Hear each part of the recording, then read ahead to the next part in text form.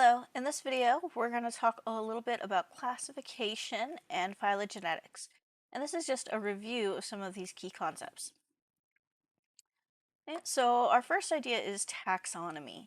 Taxonomy is just the science of naming and classifying organisms. So our current system, we have these taxonomic groups, starting with domains, which are the largest.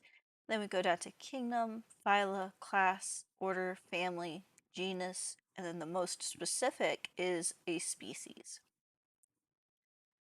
Okay, so this hierarchical system was introduced by Carl Linnaeus, and again, it groups these organisms by similarity, and we start with very large, inclusive categories, and then we work our way down until we have one specific species that has a very specific set of characteristics. This Linnaean system also uses scientific names. So these names are important because they are standardized, which helps us make sure that we're all talking about the same organism. Okay, common names can differ for each organism, and there are some organisms that actually have upwards of 50 common names depending on your language, your region, your dialect. So again, scientific names use very specific rules, and it helps us to standardize these names for each organism, and each organism should only have one scientific name. So Carl Linnaeus is a big player. He is known as the father of taxonomy. He was a Swedish botanist and physician, and his goal in life was to describe the entire known natural world. And he did a pretty darn good job leaving behind tomes of information for us. Okay, as he worked, he also gave each organism that he described a specific scientific name using a system called binomial nomenclature. So that literally means two-name naming system. Now, in his time, scientific names were anywhere from 2 parts to 15 parts. So he decided that we needed to standardize this, and he set down some rules. And this system is extremely common and still in use today. And again, it incorporates well with our hierarchical system that he came up with, where we categorize these organisms based on their similarities. So a few of the rules you need to know for binomial nomenclature. The first one is that the first part of the name is the genus, and then the second part is called the specific epithet. And when you put it together, you have a species name. So we always capitalize the first letter in the genus, okay, and that is the only letter that will be capitalized in the scientific name. If you are typing the scientific name, you will italicize it, but if you are handwriting the scientific name, then you would use underline. So for example, if I was to handwrite this name Puma concolor, okay, the first part is the genus name. Notice that I capitalized the letter P. Okay, the specific epithet is concolor. And then I would underline both parts.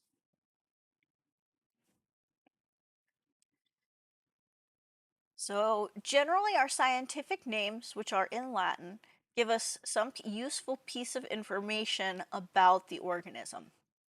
Okay, so some characteristic, or it might be named after the person who found it, or it's becoming more common just to name an organism after someone. Okay, so if we look at that example that was on the last slide, Puma concolor, that is the scientific name for a cougar, a panther, a mountain lion, all the same species of cat. So Puma is the genus. Okay, it tells us that this is a type of cat. And then the epithet, concolor, is Latin for of the same color. So if you look at an adult puma, these cats are all tawny colored. They don't have stripes like a tiger. They don't have spots like a jaguar.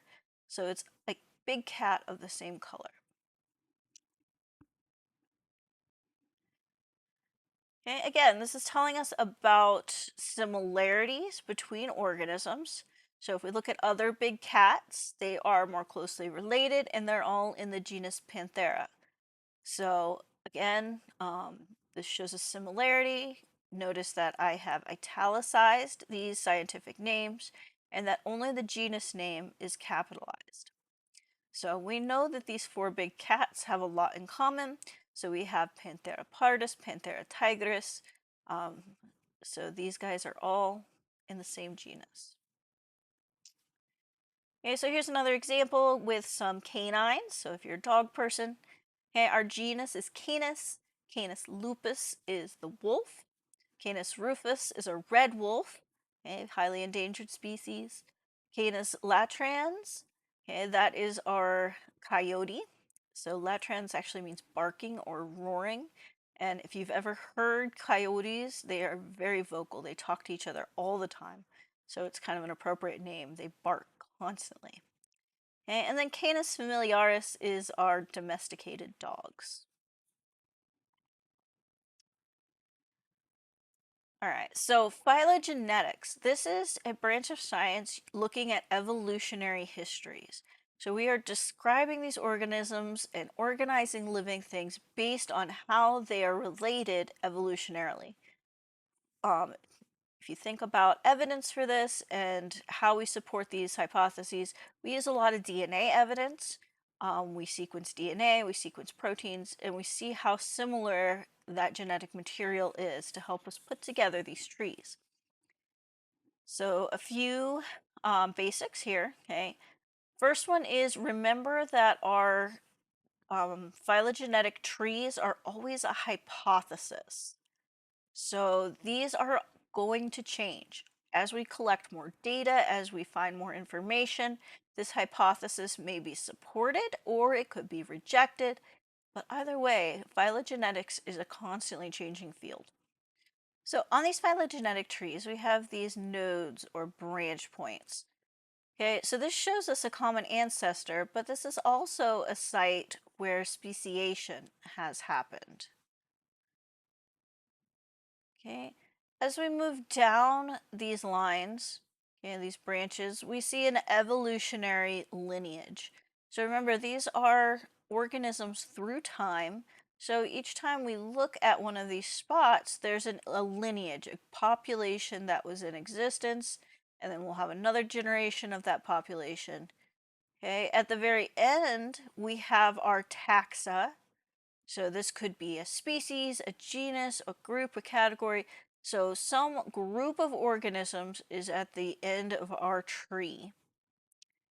Okay, so again, we can look at a particular spot and see these ancestors within the lineage. And at any point in time, we can snag a group of these and talk about that population. Okay. So, if we have two groups that have a very recent common ancestor and they have a lot of genetic similarities, we call that group a sister taxa. So, these two groups are very closely related. Okay, chimps and humans have 99.7% of our DNA the same. Okay. So that's another key idea to keep in mind. When we're looking at phylogenetic trees and we're talking about relatedness, we are talking about the similarities in the DNA. Okay, so how many genes, how much of this DNA sequence is shared by each organism? Okay, so here's another example. So again, we have these nodes and the branch points where we see a common ancestor. We have sister taxa, which are groups that share very recent common ancestors. So B and C are sister taxa. Okay, we do sometimes have unresolved relationships.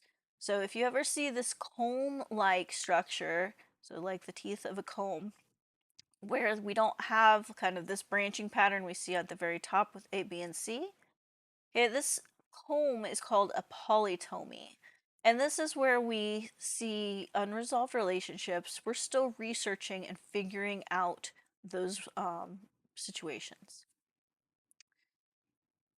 So, basal taxon, also known as an outgroup, is a branch that breaks off very early from the other groups.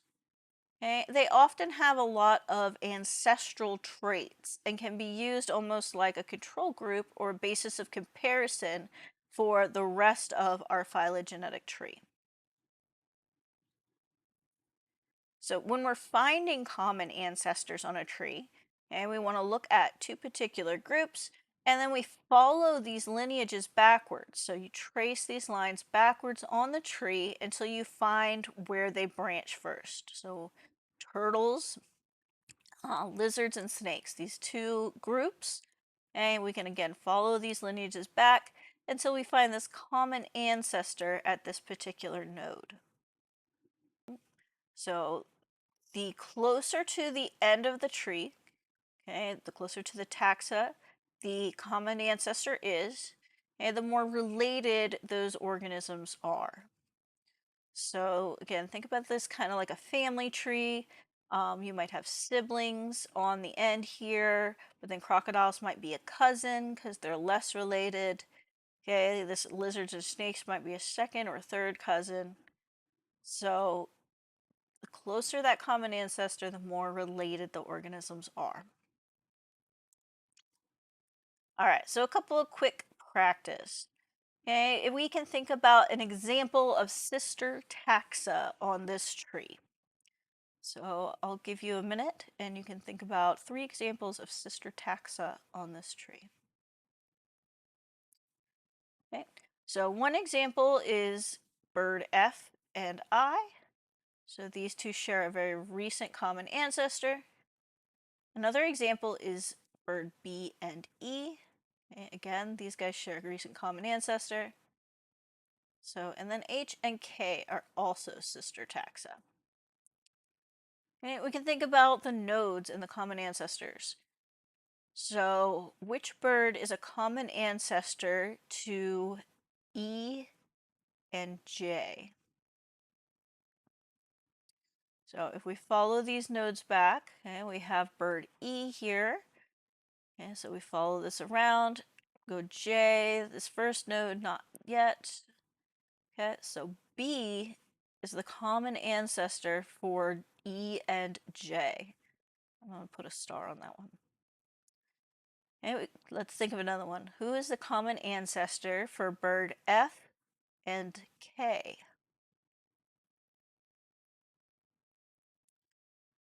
Okay, so we're going to follow F back, okay, back in time, all the way back to this very first ancestor here.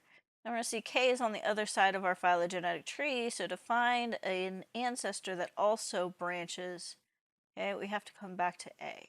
So bird A is the most recent common ancestor for F and K. Okay, so quick review question. Why are dinosaurs more closely related to birds than to crocodiles and lizards? Okay, option A, birds and dinosaurs both walk on 2 legs, whereas crocodiles and lizards do not. Option B, trick question, they're not related. Option C, dinosaurs and birds share the most recent common ancestor. Option D, dinosaurs are extinct and so are many birds. So our answer here has to do with those common ancestors. So we can look at our phylogenetic tree and we see that dinosaurs and birds do indeed share a very recent common ancestor. So these organisms are closely related and more closely related than they are to any of the other taxa on this tree. So our answer is C. So another interesting fact about phylogenetic trees is that they can rotate on a node. And they rotate on a node. So in this example, we see chimps and humans are sister taxa. Okay, we could rotate that node and have humans on top and chimps on the bottom. So we see that on the second example. Okay, so over here, chimps and humans are still sister taxa. They still have that same recent common ancestor. So that relationship did not change. Okay, on this first tree, we see lizards on top, but they are fairly recently related to chimps and humans. Okay, so we can come over here to our second tree and see that that node has also rotated. Okay, but this relationship is still the same. It still looks the same. We rotated here with the earliest common ancestor, and so fish are down here. So we can rotate on any of our nodes, and it's still the same tree. And trees can be drawn in different ways. So you'll see lots of different patterns, different styles. Some people draw them vertically, some people draw them kind of going downwards, so it like trickles down. Some people have them facing up or sideways. It all kind of depends on your style and the computer program you're using. So the most important part of reading the trees is looking for those relationships. All 6 of these trees are the same. They show the same relationships between these different mammals, okay, but they're drawn in slightly different ways. So as we create these trees, we use traits, okay, things like ancestral traits, which are older traits inherited from a common ancestor, and then we have derived traits, which are not inherited from the ancestor, and these are newer traits. So we often see features present in the ancestor of placental mammals that are present in monotremes and marsupials. So on this tree, we see that ancestral traits are things like mammary glands and hair. All mammals have those, even the monotremes. Okay? A derived trait could be a placenta. So only the placental mammals, okay, have that particular trait. So one thing we have to watch out for when we're creating these phylogenetic trees is convergent evolution. So convergent evolution is an evolutionary process that happens with similar selective pressures that results in analogous traits. These traits might look similar, but they are not from a common ancestor. So this is an interesting example. You guys may be familiar with ichthyosaurs, a giant marine reptile that was alive around the time of the dinosaurs. Okay, the fin that we see in that ichthyosaur is analogous to the flipper of a dolphin. So even though these organisms are both aquatic and they both have flippers, that is not a trait that was passed down from a common ancestor. Okay? It is because they both evolved in an aquatic ecosystem with similar selective pressures. Okay? So homology or a homologous trait is one that is passed down from an ancestor. Analogous traits have evolved through convergent evolution. And when we're starting to put together these phylogenetic trees, we are looking for monophyletic groups. A monophyletic group includes a common ancestor and all of the descendants, so everything that branches off. Another word for this is a clade. So you'll see that a lot in the textbooks. Okay, so a clade is just a monophyletic group. There are other groupings that we sometimes see. Okay, a paraphyletic group contains some of the organisms that evolved from a common ancestor, but it leaves out a branch of the descendants. Okay, a polyphyletic group contains members of several evolutionary lines. So it does not necessarily include the common ancestor. It's kind of like cherry picking or randomly picking some taxa off the end of your tree and putting them into a category. Let's look at some examples. Okay, so we can talk about monophyletic groups. So we see that here in this darker green. Okay, so reptiles, if we include the birds, okay, that class is monophyletic. It includes a common ancestor and everything that branches off of it. Okay, clades at the end of our branches, like mammals, that is a monophyletic group. If we take the whole tree, that is also a monophyletic group. Okay, our traditional category of reptiles is actually paraphyletic. So according to the Linnaean system, birds, okay, are in class Aves, and that is a separate clade from the reptiles.